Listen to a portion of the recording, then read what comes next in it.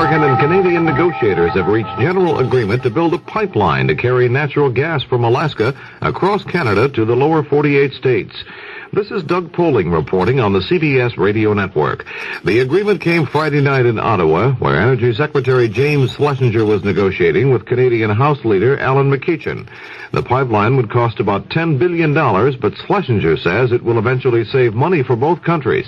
Now, let me underscore that an overland route has major advantages for both countries, that the advantages increase the benefits to the two countries, and that the process of negotiation through which we have gone, through improvements in various respects, could result and would result, if this proposal were to go forward, in lower cost of service for both countries. Schlesinger says some details have to be worked out, but it's possible President Carter and Prime Minister Trudeau will be ready to discuss the pipeline when they meet in Washington next week for the signing of the new Panama Canal Treaty. More news in a moment. CBS was born in 1927, and what a family of talent it brought to life. We invite you to a 3-hour gala, CBS Radio at 50, an autobiography and sound, with CBS News correspondent Walter Cronkite as anchorman. You'll hear from or about the great comics like Jack Benny and Burns and Allen, Orson Welles of Martian fame, Benny Goodman, sports with Ted Husing, and much, much more. Don't miss CBS Radio at 50, Sunday, September 18th on the CBS Radio Network.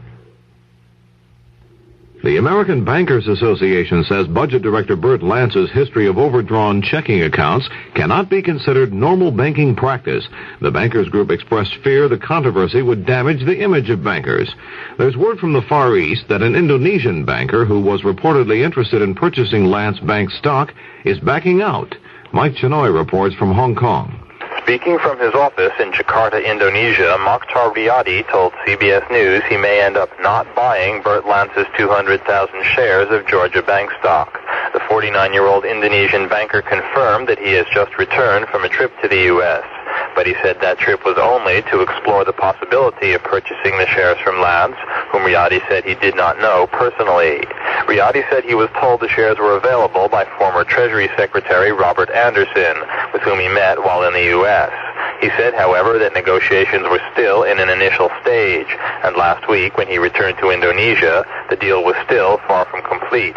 Riyadi claimed he had been unaware of the controversy surrounding the Lance case until he arrived in the U.S., and said he had been highly embarrassed by the publicity he has received because of his role in the affair. He said for the time being he plans to stay in Jakarta and has not yet decided whether to go ahead and buy the 200,000 shares. Mike Chinoy for CBS News, Hong Kong. The New York Times reports that the Carter administration is weighing the possibility of giving the Concorde supersonic airliner landing rights at 10 American cities, in addition to New York and Washington. Controversy over noise has held up the Concorde from landing in New York. It does use Dulles Airport in Washington. Police sources in Karachi, Pakistan say former Prime Minister Ali Bhutto has been arrested at his home. No reason for the arrest has been given. Bhutto was ousted from power in July during a bloodless coup. The army now rules Pakistan. The Department of Health, Education, and Welfare in its annual back-to-school forecast says total enrollment in the nation's schools and colleges this year will drop slightly to 60.3 million students. But HEW says total school costs will rise by $12 billion, the increase attributed to higher costs and salaries. 3 Japanese electronic manufacturers say they've developed a new type of record player, one that uses a laser beam instead of a needle to reproduce sound. The player works by casting a laser beam on a special disc coated with a reflecting chemical. It is said to result in excellent sound fidelity and is completely noise-free because there's no friction between disc and needle.